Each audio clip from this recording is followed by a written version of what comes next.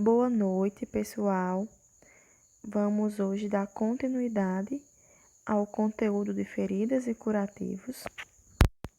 E ainda sobre feridas, nós vimos que as feridas elas podem ser classificadas de diversas formas. E aprendemos também que o conceito, mais resumido de feridas é qualquer lesão que interrompa a continuidade da pele. Ou seja, as feridas elas são consequências de uma agressão ao tecido vivo da nossa pele. Quanto à sua etiologia, ou seja, quanto à origem das feridas, nós colocamos aqui algumas imagens que vai retratar que a ferida ela pode ser patológica, ou seja, aquelas feridas onde há presença de infecção ou de ulceração, e também pode acontecer destruição de tecidos. Onde a gente pode ver isso muito facilmente é no pé diabético, como está mostrando aqui a imagem. Isso também pode estar associado a anormalidades neurológicas. Essas anormalidades podem ser danos causados aos nervos, aos músculos, por isso se dá o nome de anormalidade neurológica. E também há vários graus de doença vascular periférica. Quando há uma redução na vascularização, ou seja, na circulação sanguínea periférica. Por isso a gente percebe, a presença desse tecido necrosado, tecido morto, que muitas das vezes vai ser acarretado por uma redução da vascularização sanguínea, As regiões periféricas, elas tendem a perder mais facilmente a vascularização, a circulação, principalmente em pacientes diabéticos, decorrente da alta dosagem de glicose no sangue.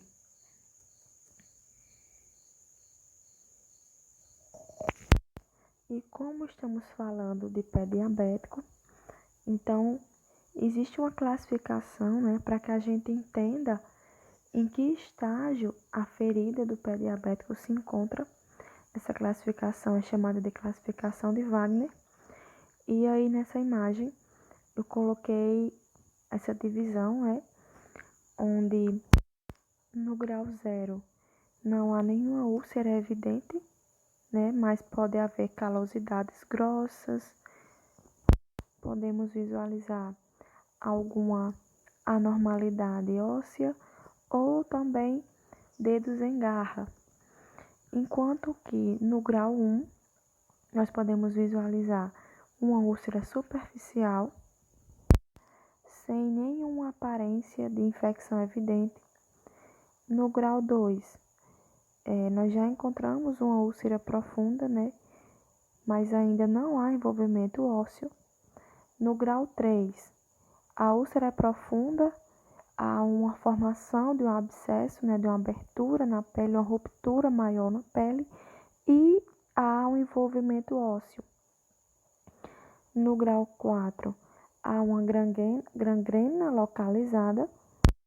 Essa gangrena localizada já indica a redução da vascularização, ou seja, já há redução do suprimento sanguíneo nesse local, de maneira localizada. E aí, no grau 5, há uma gangrena extrema, ou seja, já há morte tecidular, morte de tecido nesse local, onde muitas das vezes pode levar à amputação, da região. Se for no dedo, como no caso da imagem, pode sim gerar amputação de dedo. E se houver ainda possibilidade de recuperação, pode ocorrer o desbridamento, mecânico, cirúrgico ou enzimático, como nós falamos na aula anterior. Essa imagem seguinte ela faz um resumo do Ministério da Saúde do que seria esse pé diabético, né? E ele vem dizer que esse pé diabético são feridas que podem ocorrer no pé de pessoas com diabetes e que têm uma difícil cicatrização devido ao que eu já falei anteriormente, pelo elevado nível de açúcar no sangue, né? Ou também por uma circulação sanguínea deficiente, uma baixa oxigenação celular, né? Porque essa glicose alterada também pode reduzir a oxigenação celular, dificultando que o oxigênio chegue às extremidades e, consequentemente, gerando morte tecidual. É uma das complicações mais comuns no diabetes mal controlado. O pé diabético é uma das principais causas de amputação não traumática e aproximadamente um quarto dos pacientes com diabetes desenvolvem, úlceras nos pés, chegando a um elevado percentual de 85% das amputações em membros inferiores, né? Para a gente perceber o quanto isso é grave, né? O quanto é necessário que nós orientemos o paciente quanto aos cuidados com sua alimentação, quanto aos cuidados em controlar o diabetes, né? E também que esse paciente, antes mesmo de desenvolver uma úlcera por pressão, ele saiba que o seu pé, nas suas extremidades, ela pode, com o avançar do tempo, né, da patologia, perder a sensibilidade. Então, esse paciente, ele pode facilmente se queimar, né, gerar um pequeno trauma, um pequeno ferimento no pé, sem perceber, pela redução da sensibilidade, né, devido à redução da oxigenação, como eu já falei, e aí um ferimento que seria leve, simples, talvez um corte ou algo bem mais simples, pode ocasionar uma difícil cicatrização, o que não é necessariamente o pé diabético, mas que pode gerar consequências, né, para a saúde desse paciente. Porque um ferimento que seria simples, né, como um corte ou algo mais simples que no pé de uma pessoa sem diabetes pode ser tratado em poucos dias, no pé de alguém com diabetes pode durar semanas, meses e dificultar a qualidade de vida desse paciente, né? Reduzindo as atividades da vida diária dele. Podemos orientar os pacientes que têm diabetes, né?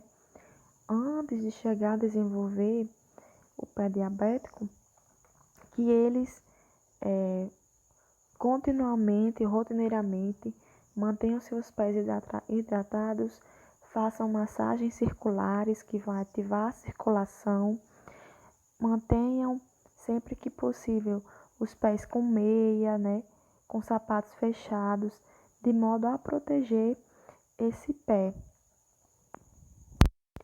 e buscar desenvolver a circulação, seja por massagens, seja por atividade física.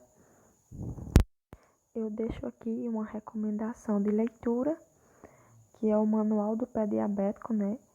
Um manual muito bom de ler para quem deseja se aprofundar melhor no assunto. Esse manual ele foi desenvolvido pelo Ministério da Saúde e está disponível nesse link que eu coloquei aqui na aula. Uma outra etiologia de feridas, ou seja, de origem das feridas, são aquelas intencionais ou cirúrgicas, ou seja, aquelas feridas que ocorrem intencionalmente ou aquelas feridas que ocorrem por cirurgia, que também é intencional, né?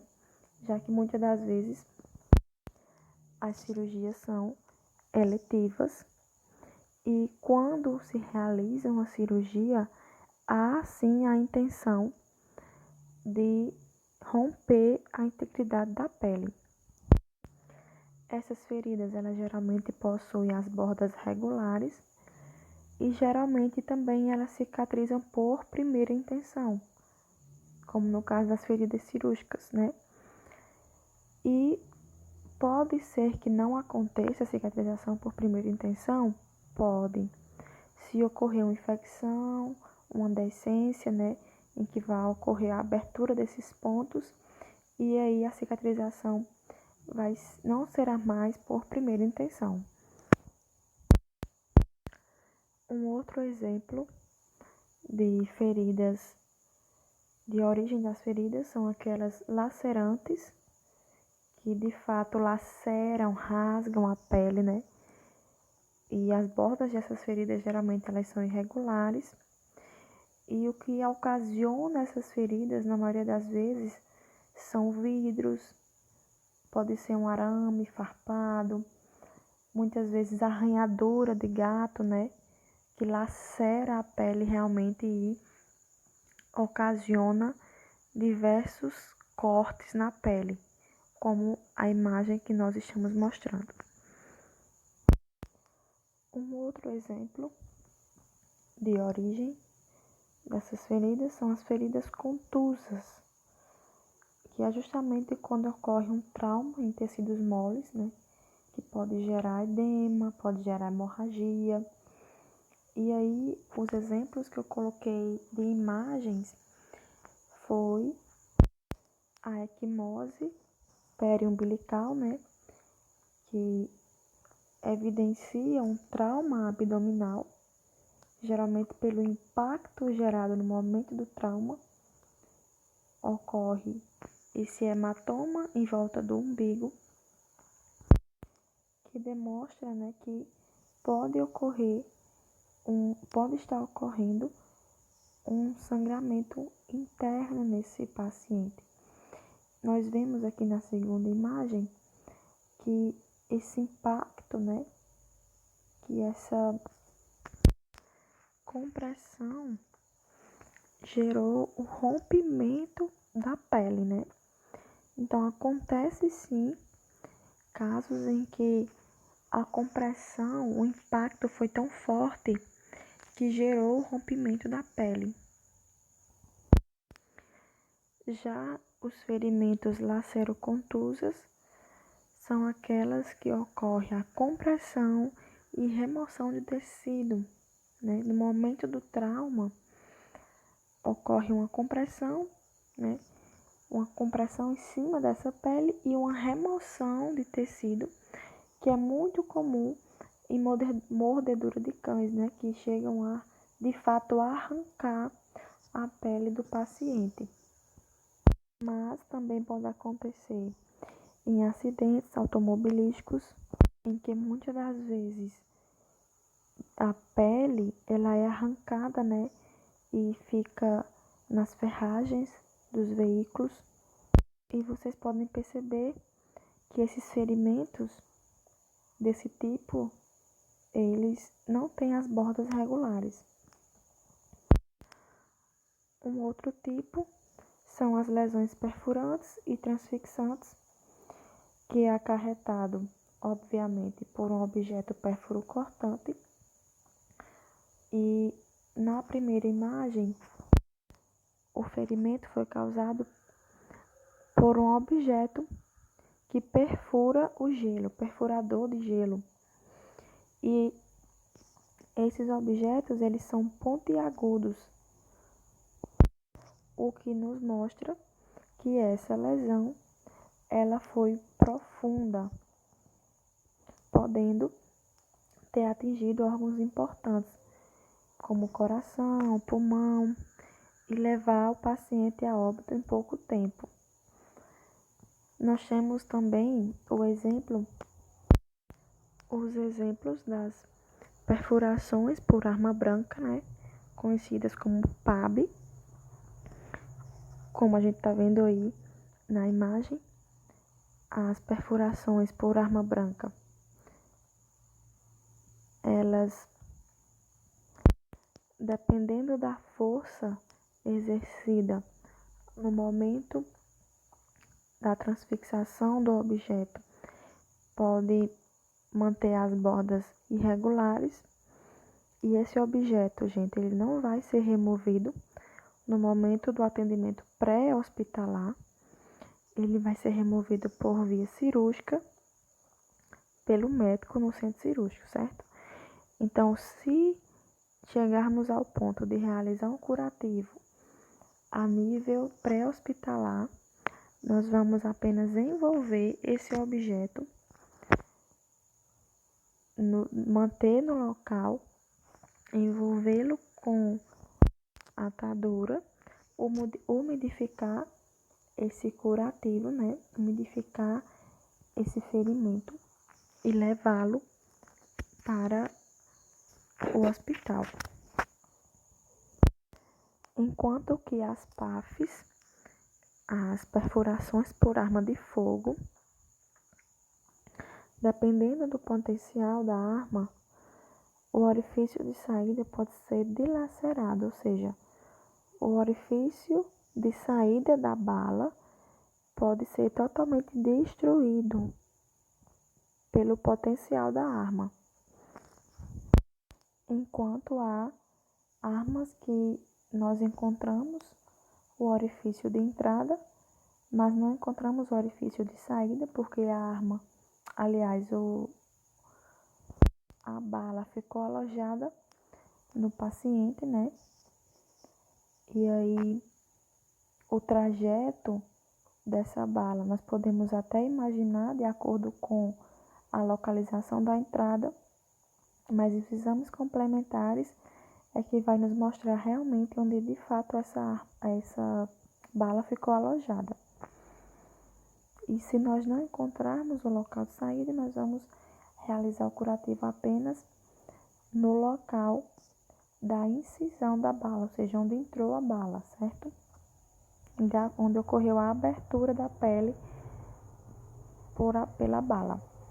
E aí, geralmente, esse curativo, ele vai ser um curativo já para a cirurgia, né?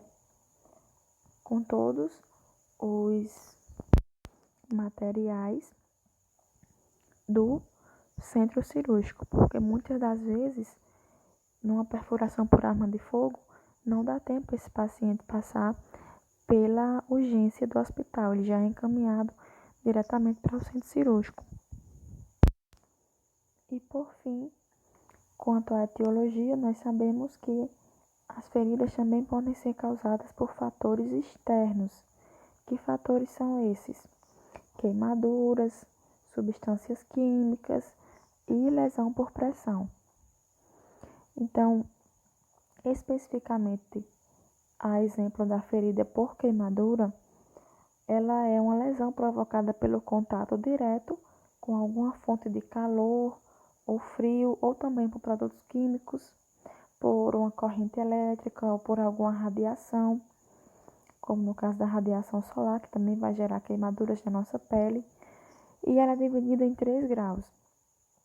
Grau 1, que é superficial. Grau 2, que geralmente é bolhosa, né? Cria-se aquela camada bolhosa na pele. E grau 3, que vai atingir camadas mais profundas da nossa pele, inclusive a hipoderme. Uma curiosidade sobre as queimaduras é que, com o avançar da ciência, já se criou o curativo biológico. O que seria isso? É o curativo onde se utiliza a pele de peixe, mais precisamente a pele da tilápia, sobre o local da ferida, né, envolvendo todo o leito da ferida, que vai reduzir a dor do paciente e vai melhorar o tempo de cicatrização da ferida. Para quem tiver maiores interesses em relação a queimaduras, eu também indico a leitura do Ministério da Saúde sobre queimaduras, sobre a divisão, né, mais precisa das queimaduras, sobre o grau 1, sobre o grau 2, sobre o grau 3, o que vai atingir, né, exatamente esses graus, como eu já falei, mas quem quiser se aprofundar, adentra no site do Ministério da Saúde. Quem quiser se aprofundar também sobre queimaduras em crianças, tem o site da Sociedade Brasileira de Pediatria, que dá algumas orientações, como por exemplo, ao banho do recém-nascido, né? Qual a temperatura ideal, de modo que você não venha gerar queimadura na criança. Também tem um artigo muito bacana, esse artigo, né? Bem dividido, falando sobre o diagnóstico e o tratamento de queimaduras. E tem um resumo, né, bem simples sobre queimadura por substância química. Quem quiser e puder ler, eu recomendo essa leitura para vocês. Aqui eu coloquei um breve resumo do que podemos encontrar referente à etiologia das feridas, né? Aqui não tem todas as etiologias, mas tem um breve resumo de tudo aquilo que nós já falamos de forma resumida, ou seja, a ferida acidental ou traumática é ocasionada por isso, isso e isso, e na frente a gente tem a imagem, ferida intencional, ferida patológica, aquelas causadas por fatores externos, e a ferida iatrogênica, ou seja, ferida por patologia, certo? Ou por um evento adverso. Já em relação à evolução da ferida, a ferida ela pode ser aguda ou crônica. Ou seja, aguda é aquela ferida que não evolui por muito tempo, como por exemplo, um corte que após pouco tempo, geralmente nós já temos um resultado desse ferimento, seja cicatrização ou rompimento da pele, como no caso dessa imagem que ocorreu a amputação, ou escoriações, né, que é muito comum, escoriações leves na pele, é uma ferida com a evolução curta, que com poucos dias ou semanas a pele já está recuperada, e também queimaduras, né, geralmente queimaduras mais simples, como a grau 1, por exemplo, também regridem em semanas. E as crônicas são aquelas que têm uma evolução com maior tempo, né? Que existe uma demanda maior de tratamento, de insumos para o tratamento e de tempo também. Um exemplo disso é o pé diabético, que a gente vai levar em consideração a idade do paciente, a alimentação, né, para que ocorra uma evolução sadia desse tratamento de feridas. E muitas das vezes a ferida também pode cronificar quando há um desvio de cicatrização fisiológica, ou seja, a ferida ia numa cicatrização boa, mas aí por algum motivo, pode ser por uma infecção, né, que ocorreu no leito da ferida, aí ocorre um desvio da cicatrização, em que vai se passar mais tempo para que essa ferida regrida e ocorra a integridade da pele novamente. Quanto à complexidade, as feridas podem ser simples ou complexas. Simples são pequenos ferimentos, né, sem perda de substância, ou uma contaminação grosseira, como por exemplo uma escoriação, que ocorre uma contaminação grosseira ali, você limpa facilmente com soro fisiológico, né, contém um pouco o sangramento, que também é um sangramento curto, e em breve a pele se recupera. Já as feridas complexas são ferimentos mais graves, né? Com perda de substâncias, como por exemplo pode ocorrer no esmagamento, né? Queimaduras mais graves, como queimadura de 3º grau. E também pode ocorrer a transfixação de corpos estranhos, transfixação de uma faca, que para nós é um corpo estranho no nosso corpo. E aí, tudo isso vai demorar um pouco mais para cicatrizar e nós compreendemos que é uma ferida complexa. E outro ponto importante é que as feridas complexas, geralmente, elas são tratadas pelo enfermeiro, com o auxílio do técnico de enfermagem. As feridas, elas podem ser também classificadas em relação ao grau de contaminação. Elas podem ser limpas, como as cirúrgicas, né, porque são fechadas, e o grau de contaminação ali é mínimo, então não há risco, né, dessa cirurgia ser contaminada por estar fechada. Mas mesmo assim, é necessário todos os cuidados durante o curativo, para que nós não levemos a contaminação para o ferimento. Existem aquelas que são potencialmente contaminadas, né? Como no caso de traumas, de acidentes, potencialmente contaminada porque há um risco de ter alguma contaminação nesse ferimento, né? Pode vir corpo estranho durante o trauma, da rua, algum tipo de sujidade. Então, há um potencial de contaminação. Existem aquelas que são contaminadas, né? Já existe contaminação nesse local, mas ainda não há infecção, ou seja, não há purulência, né? Enquanto que na ferida infectada, a gente percebe o que define uma ferida infectada é esse exudato purulento, certo? Que aí já mostra claramente a presença de bactérias no local. E podemos sim realizar o tratamento dessa ferida infectada com antibiótico-terapia tópica, além do antibiótico-terapia oral, certo? Aí a gente pode se perguntar, mas que tipo de antibiótico tópico eu vou utilizar? Isso vai depender também do tipo de bactéria que está colonizando a ferida.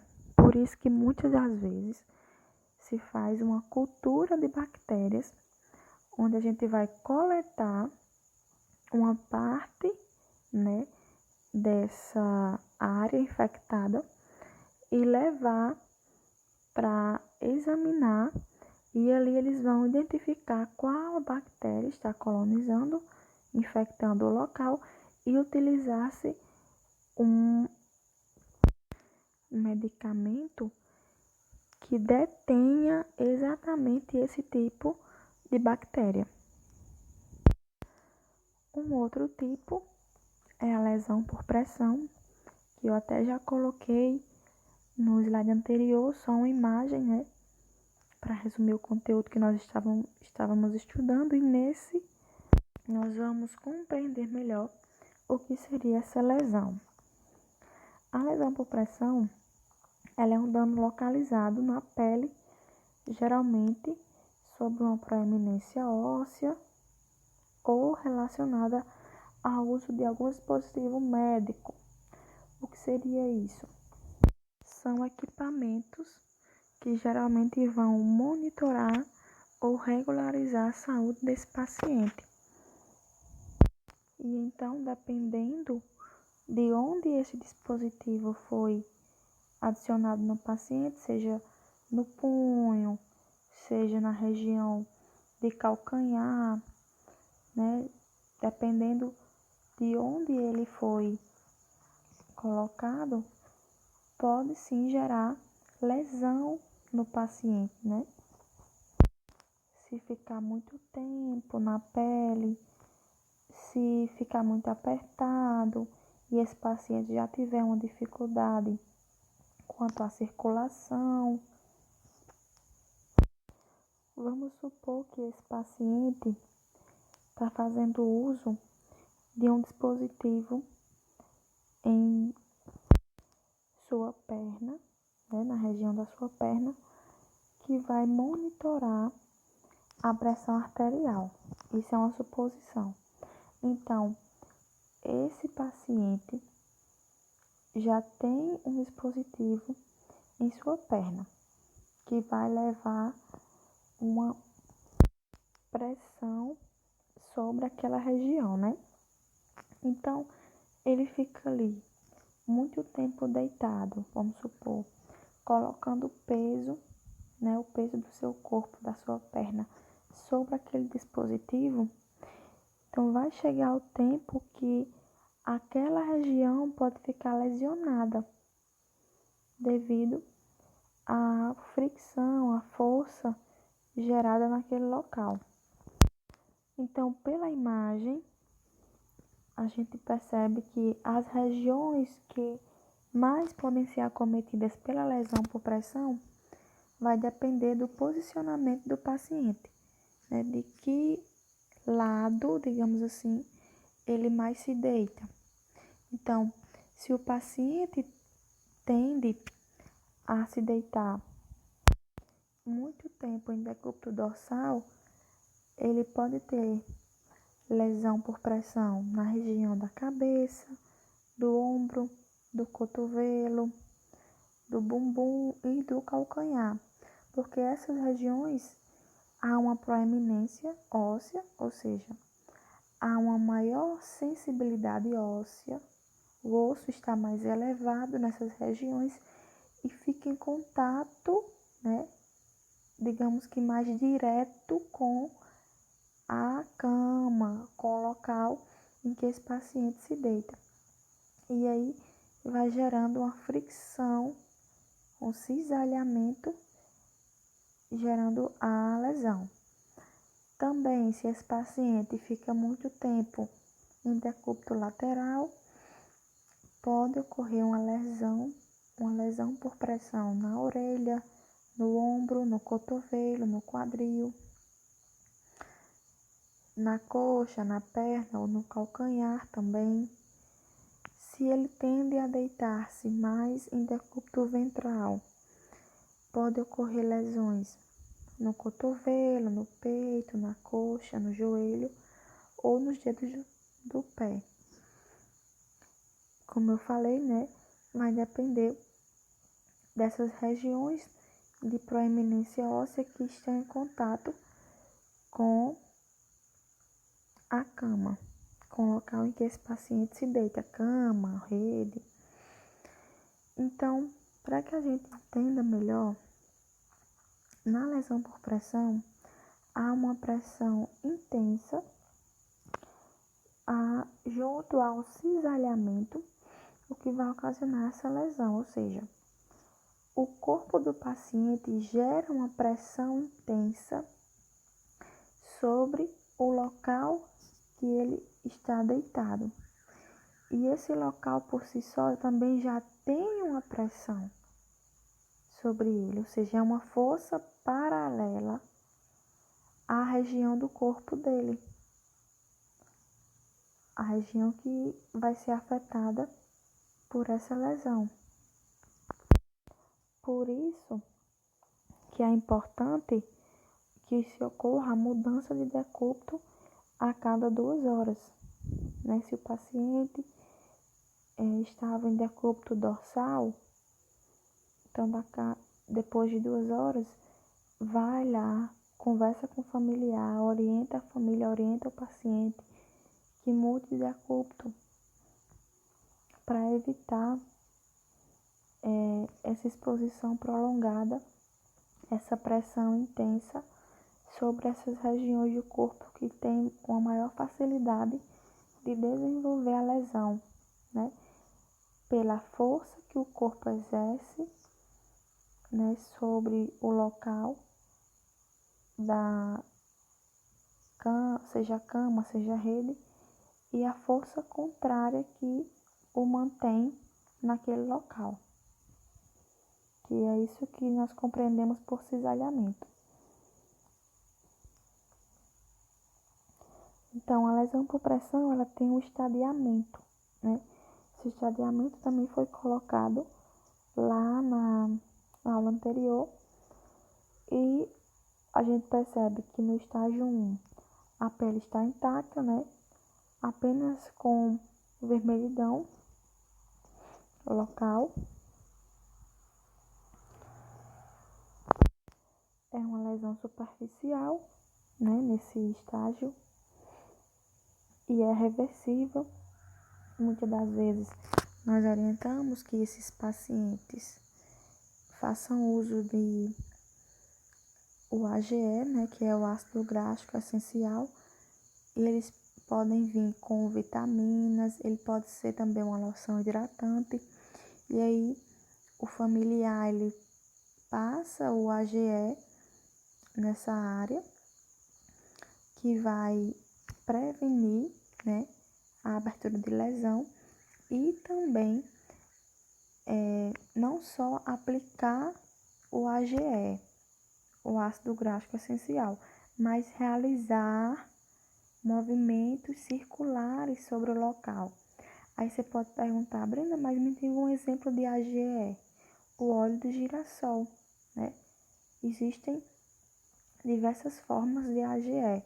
Se a gente quiser utilizar para pele íntegra, a gente pode utilizar na loção hidratante, na composição, aliás, de loção hidratante.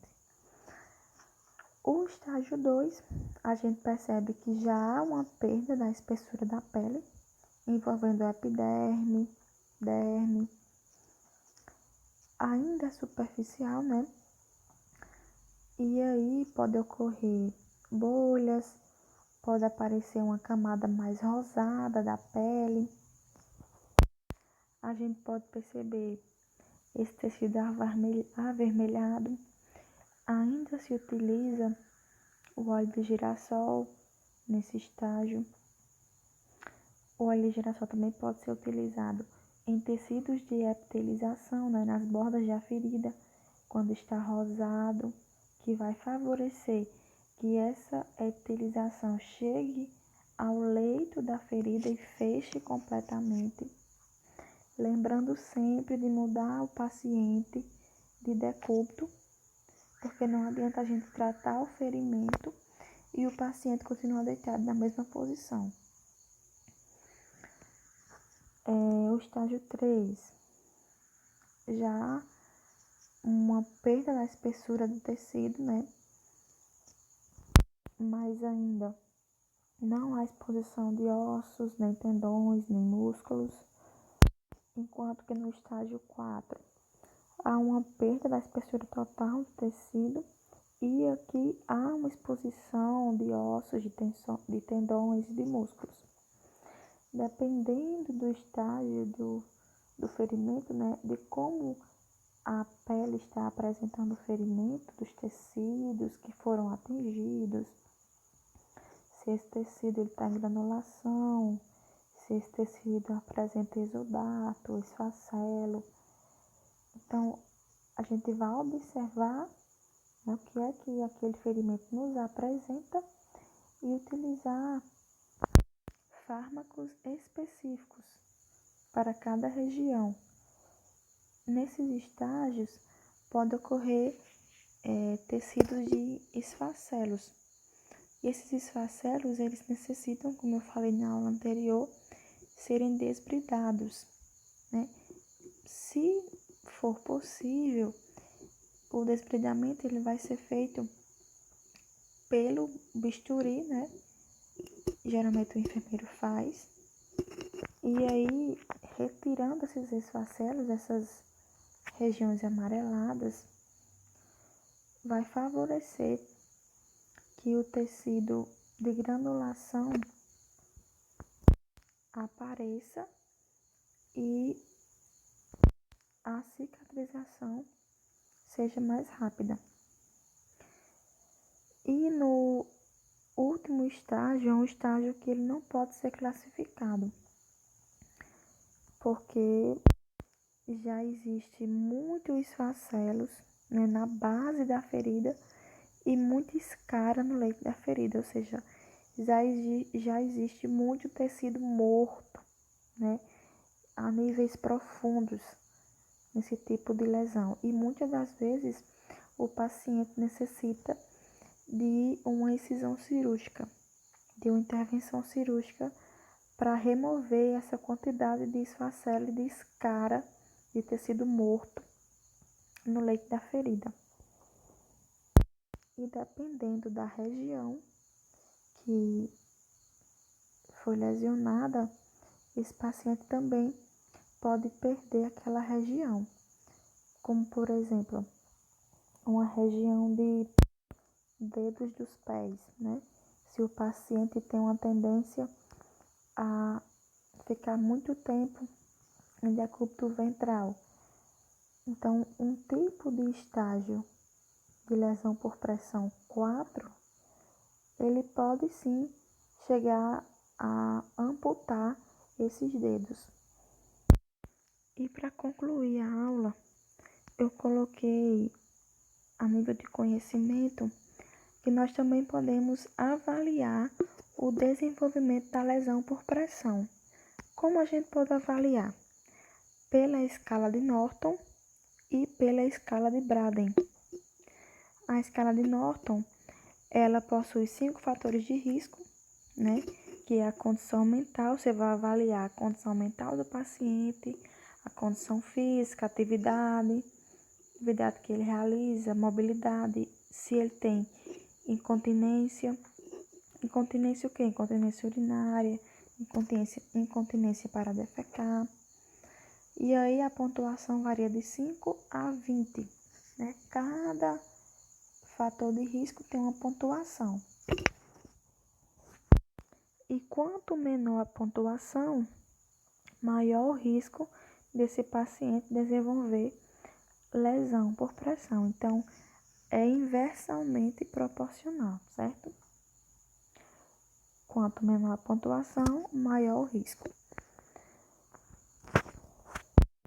Já a escala de Braden, ela possui 6 subescalas, né? Percepção sensorial, umidade, atividade, mobilidade, nutrição, fricção e atrito, né? São os requisitos que serão avaliados.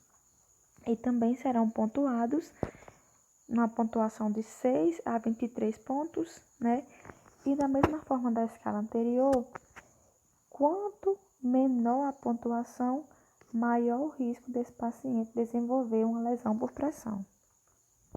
Então, aqui eu coloquei imagens do livro de Rômulo Passos e uma outra imagem que eu achei mais fácil de compreender, ou seja, na condição física, você vai avaliar se esse paciente ele tem uma boa condição física, se a condição física dele é moderada, ruim ou muito ruim.